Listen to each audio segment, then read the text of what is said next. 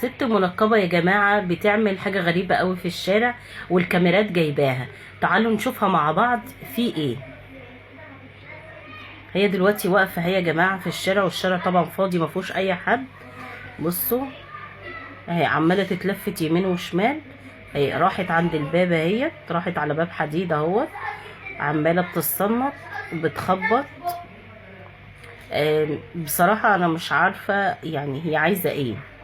احنا هنشوف مع بعضينا عايزه ايه او بتعمل ايه او ايه الهدف اللي هي بتعمله ده.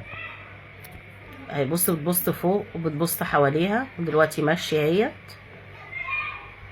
هي ما تعرفش ان في كاميرات في الشارع ومراقباها. اهي دلوقتي ماشيه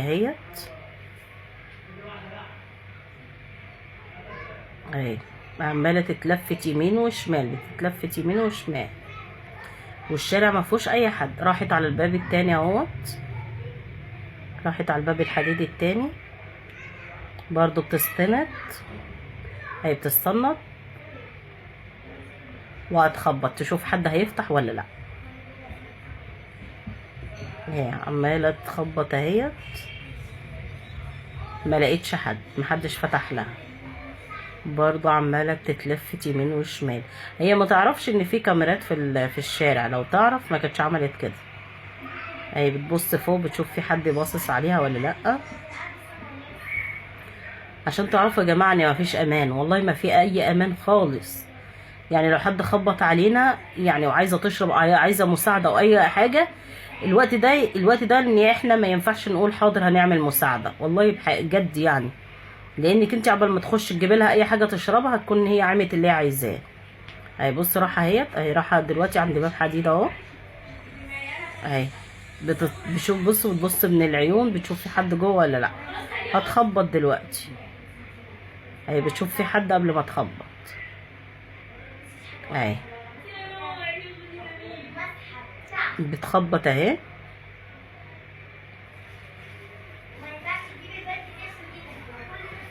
اهي بتبص يمين وشمال. فتحت لها واحده بتقول لها ازيك عامله ايه؟ قالت لها الحمد لله. قالت لها ممكن اشرب؟ قالت لها عايزه ميه؟ قالت لها حاضر هجيب لك. اهي قالت لها لحظه واحده هجيب لك الميه وهاجي.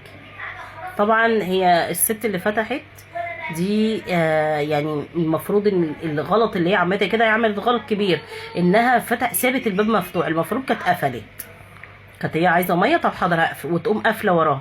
يا اما لو كانت لقيتها كده ما كانتش قالت لها لا ما عنديش ميه، كانت قفلت في وشها. وده الحقيقي يعني. اهي شوفي قعدت تبص يمين وشمال وشاورت، طلعت لها البنوته الصغيره. اهي قعدت تضحك عليها وتقول لها انت اموره انت عسل. اهي وعماله تحس على جسمها. طب ليه؟ حسب الله ونعم الوكيل في الناس دي بصراحه، حسب الله ونعم الوكيل. شفتوا يا جماعه عماله تعمل ازاي على جسم البنت؟ بتطلع حاجه ايه من تحت بطها، الظاهر ده منوم ولا ايه، هترشه عليها. اهي اول ما لقيت مامتها جايه خبته تاني. اهي وديتها الميه. طبعا الست طيبه دخلت جابت لها ميه. اهي بتقول لها بنوتي، بتقول لها بنوتي الصغيره. اهي شربت. اهي بتقول لها اجيب لك اكل؟ قالت لها لا ده انا ماشيه على طول.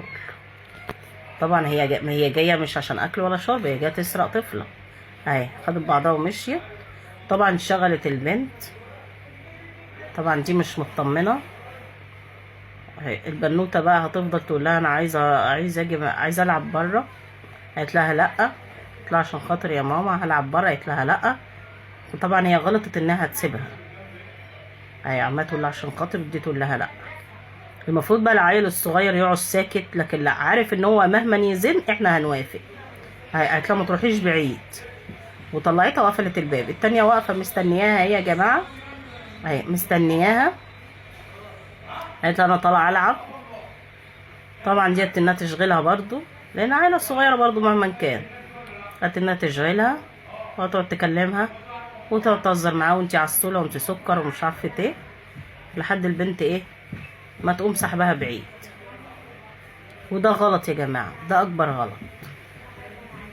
ده اكبر غلط يا جماعه ان احنا نسيب اولادنا يلعبوا بره. نطمن لاي حد يخبط. غلط ان هي تقول لنا تشرب واخش اجيب لها وانا سايبه الباب مفتوح، ده اكبر غلط.